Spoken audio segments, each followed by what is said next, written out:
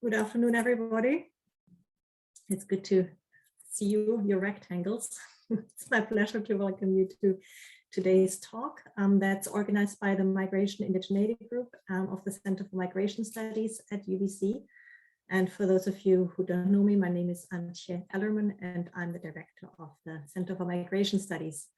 And I would like to begin our time together by acknowledging that UBC is situated on the traditional, ancestral, and unceded territory of the Hunkaminam speaking Musqueam people who've called this place home and been caretakers of these lands since time immemorial.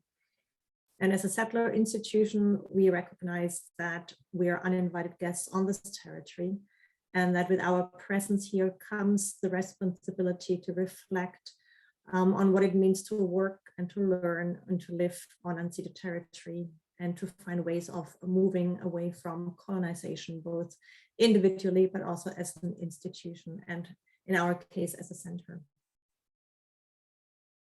Before I introduce our speaker, just some quick housekeeping that you should all be familiar with by now. First of all, I'd like to encourage you to follow us on Twitter, those of you who are on social media. Our Twitter handle is up on the PowerPoint slide and is at UBC Migration. And feel free to tweet and tag us during the talk. You know, this talk is recorded, but the Q&A at the end will not be. So very much hope you can stay to the end so we can have a conversation about what we're about to hear. Because we want to keep this as interactive as possible, we're using the regular Zoom meeting platform. And so after the talk, if you would like to comment or ask a question, I'll ask you to please use the Zoom hand, and then I'll call on you. And if you could switch on your camera, if that's comfortable for you, that would add a level of intimacy to our conversation. During the talk, please keep your mic muted. And now, enough with housekeeping, it's now my pleasure to introduce our speaker, Dr. Lisa Richlen. Lisa is originally from Seattle, but is also a Canadian citizen through her mother. And she spent many, many years living in Israel, where she worked for many social change and human rights organizations, both as an employee and also as a consultant. In 2021, Lisa completed a PhD at Ben-Gurion University of the Negev in the Department of Politics and Government. And her research focused on community organizing among Sudanese Darfurian asylum seekers in Israel.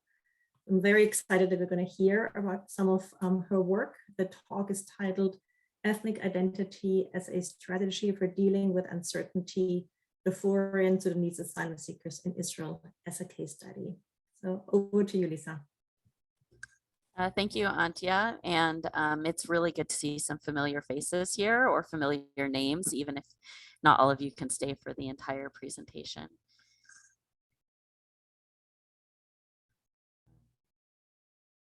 Let me see if I can, there we go.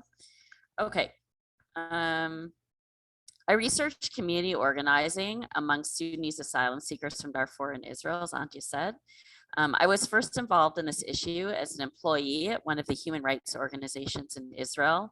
And in that context, I assisted the first organization founded by Darfurians in Israel. From 2007 to 2012, I was actively engaged in the community and even worked for that same organization briefly in 2012. During this period, there were a lot of things about the community that I didn't understand. And this topic of research was an attempt to try to understand some of those things. This presentation will focus on how Darfurian asylum seekers harness ethnically constituted organizations to help them cope with an extremely hostile host country and an extended period of uncertainty. The research helps us to understand how refugees assist their communities in a situation of uncertainty, including the factors or strategies that contribute to making those forms of assistance more effective. I will first provide some background on the research population, including their situation in Israel and in Sudan. Then I will describe the community centers. Finally, I will discuss how these community centers respond to both the risks and opportunities presented by the situation in Israel. In 2004, the first asylum seekers from Darfur arrived in Israel. In response, the government built a massive wall on the Israeli-Egyptian border. Its completion in early 2013 effectively brought the number of new arrivals to zero. Israel defines itself as a Jewish state. In Israel, there is almost no discourse of multiculturalism or diversity. Instead, Israelis emphasize the need for a Jewish state and maintaining a Jewish majority to counter a demographic threat. Israel's immigration regime is consistent with this emphasis. If you are a new arrival, it is virtually impossible to achieve citizenship if you are not Jewish. Most asylum seekers hold a conditional release visa, which does not grant them any social rights with the exception of emergency health care. It is not technically a work permit. However, the court has ensured that the prohibition against working isn't enforced, so everyone is working. Also, the government is not seriously assessing asylum claims. Israel's refugee recognition rate stands at 0.06%. Internationally, for Sudanese asylum seekers whose cases are examined, recognition rates are very high. Approximately 2,500 people from Sudan, 1,200 people from Sudan, mostly from Darfur, but not only, have been granted temporary residency permits, and another approximately 2,500 will probably receive those same visas in the coming months. They are not technically recognized as refugees. The government does not want to set precedent. That is why we refer to them as asylum seekers. In order to deter asylum seekers from coming to Israel and to encourage those who are in Israel to leave, the Israeli government has instituted a number of repressive policies and practices. For example, the government has relied on detention, including in 2004, 2006, again in 2007, and once again in 2013 and subsequent years. In the practice of detention, which began in 2013, the period of detention was initially unlimited. Consequently, thousands of individuals agreed to a very problematic and risky, quote unquote, voluntary return procedure to Uganda or Rwanda. If you follow developments in Europe, similar ideas are currently being examined by Denmark and the UK. Similarly, public and decision maker attitudes are very hostile, and they are often the target of verbal incitement and sometimes violence. This has left them seriously marginalized. I want to reinforce this point. While in Israel, while to a certain extent there is de facto integration, at least in the job market, in practice, there is no meaningful social, political, or civic integration. The asylum seeker community lives their lives in parallel to Israelis. They don't believe that they have a future in Israel. Today, there are about 6,000 Sudanese nationals, mostly from Darfur in Israel, out of a total of about 30,000 asylum seekers. Less than 300 of those are women. They're virtually all men. This is about half the total number of asylum seekers that were in Israel in 2012. Currently, about 2,000 asylum seekers from Eritrea leave Israel for Canada every year and are recognized by Canada as refugees. About 2,000 to 3,000 of those reside in or near Burnaby. People who feel they can leave are leaving, including back to Sudan, despite the fact that it is not safe. Sudan. Likewise, the way Sudan has historically defined itself on the national political level is exclusionary, and the violence there is a direct outgrowth of discourse, policy, and practice, which historically has privileged self-defined Arab groups over self-defined African groups. Historically, self-identifying African groups, who are primarily sedentary farmers, have enjoyed self-rule in the area which today we refer to as Darfur. Darfur literally means the land of the Fur. Dar signifies a geographic area, and the Fur are the largest ethnic group in that region and about the third largest ethnic group in Sudan. The Fur, along with the Masalit, Tama, Dajo, and others, have enjoyed self-rule spanning hundreds of years in the region in the form of sultanates. Simultaneously, they enjoyed symbiotic and cooperative relations with nomadic Arab herders. Indeed, the Fur Sultanate is one of the oldest indigenous centralized states in Sudan. The last Sultan of Darfur, Ali Dinar, was toppled by the British in 1919. During the colonial and post-colonial period, individuals in the largely Arab center north, as to say Khartoum and along the Nile, have enjoyed privileged status. While there is no genetic or racial basis for this claim, individuals who identify as Arab have dominated the Sudanese state. The British placed these groups in positions of power, and they were able to maintain control over the state and ensure their own hegemony in the post-colonial period. They have adopted a discourse of Arabicization and Arabic and defined Sudan as an Arab country to justify their privileged status. The Arab elite have attempted to force Arabic and Islam on people who define themselves as African while suppressing native languages. This policy was not only about language or religion, rather racial categories, both real and imagined, and a discourse of race and ethnicity have historically been used to cement the hegemony of the Arab North Center. Indigenous African groups and also Arab groups in peripheral areas, such as Darfur, have been politically and economically sidelined. Many people refer to the Sudanese state as colonialism by another name.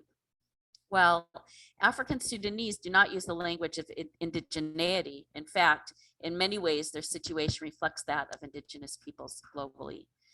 It's important to note that Sudan is currently undergoing a period of political turmoil. It is unclear what the outcome will be, although historical precedent is not promising. In other words, I don't expect a democracy in Sudan anytime soon. I examine the community from a collective or group-based perspective as opposed to an individual perspective. I was also interested in the internal dynamics of the community.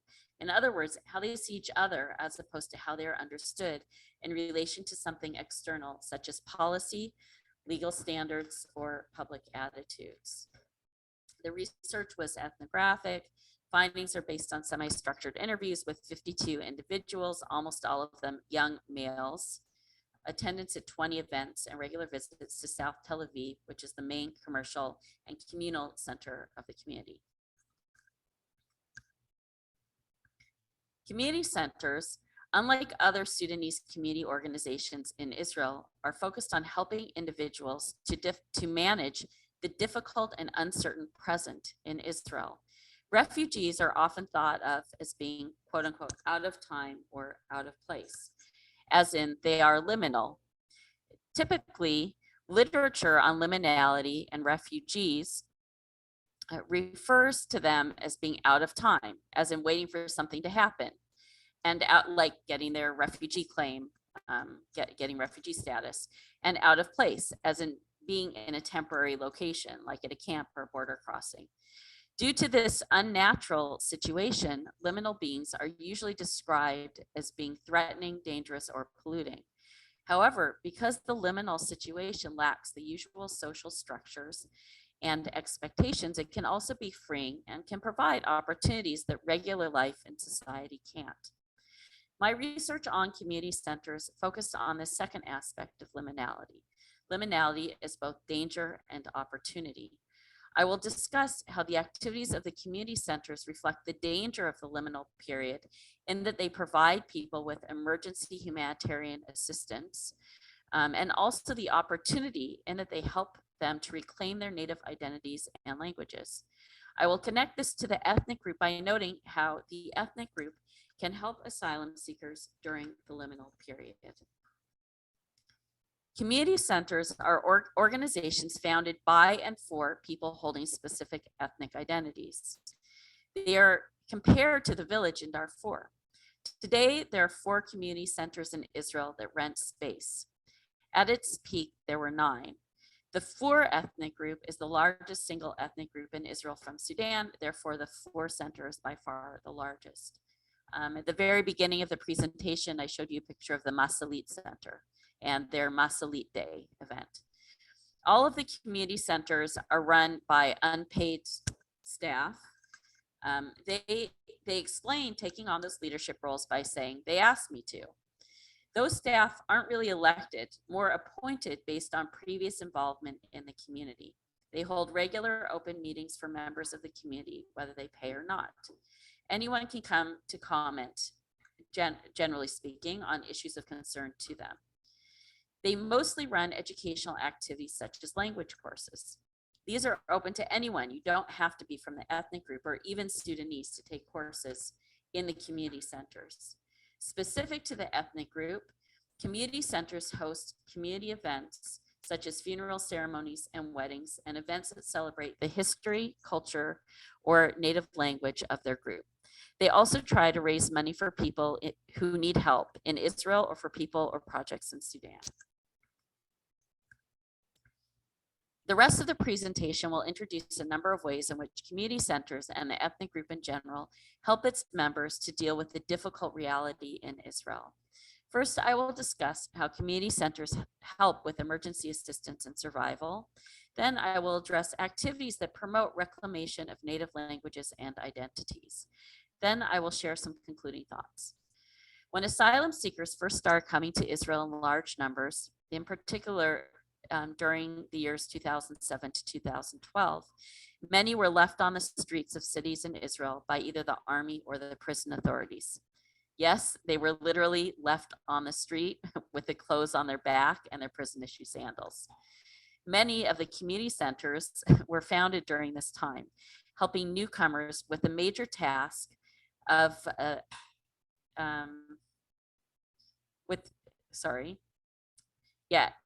helping newcomers. Sorry, I have a typo here.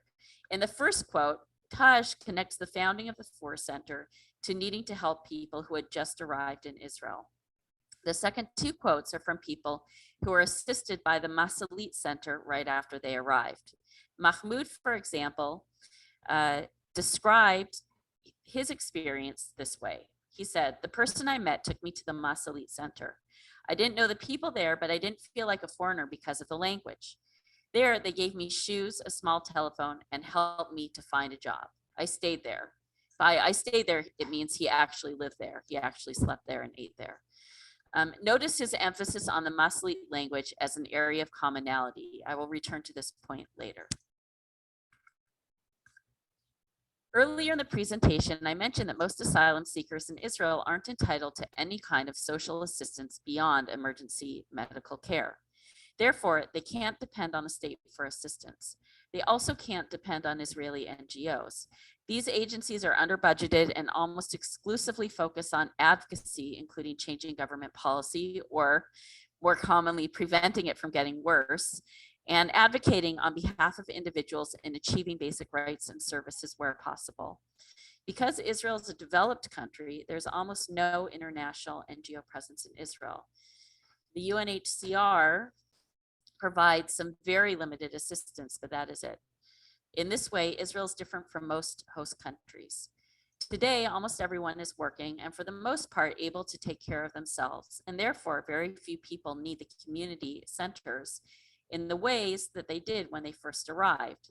However, on a psychological level, this feeling of danger accompanies them to this day, all day, every day, and drives them to affiliate with the community.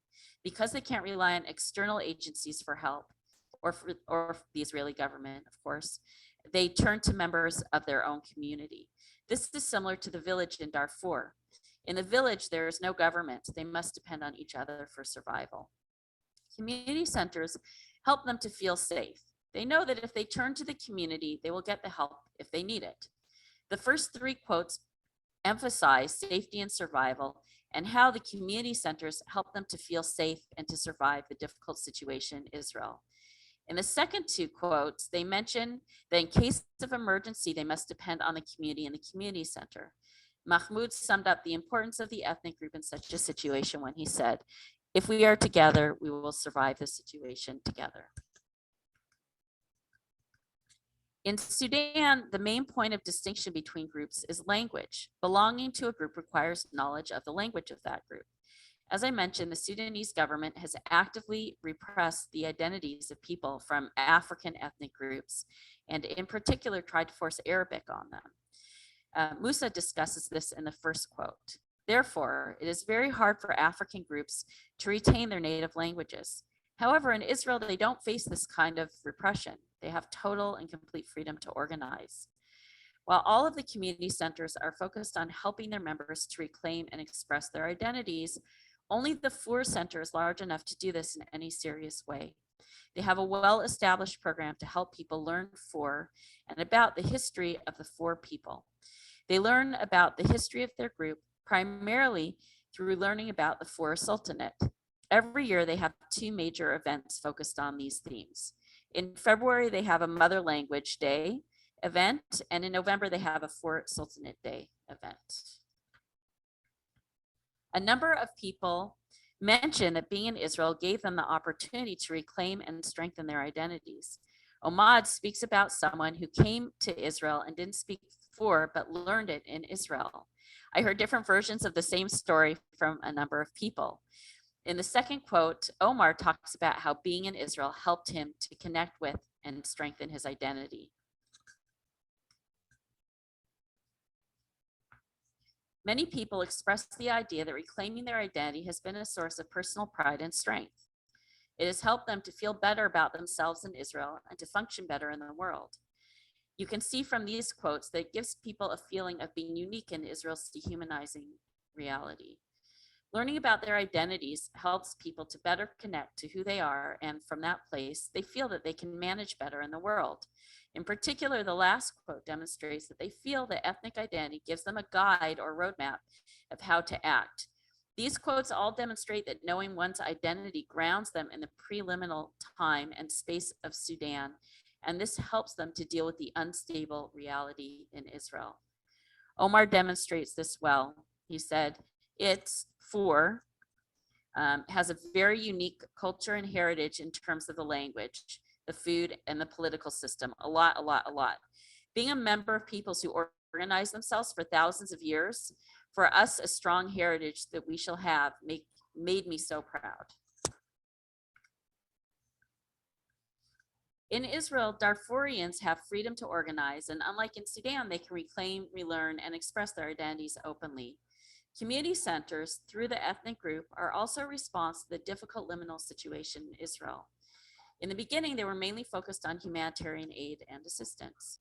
With time, as it became clear that they have no viable future in Israel, they increasingly focused on identity reclamation activities.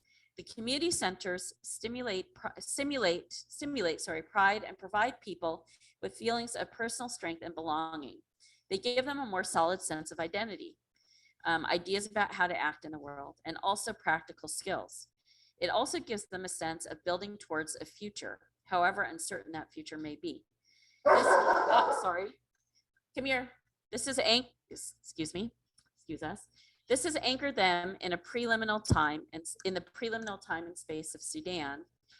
And almost done. From there, they are better equipped to deal with the uncertainty and challenges presented by life in Israel. Thank you for your attention, and I welcome your questions.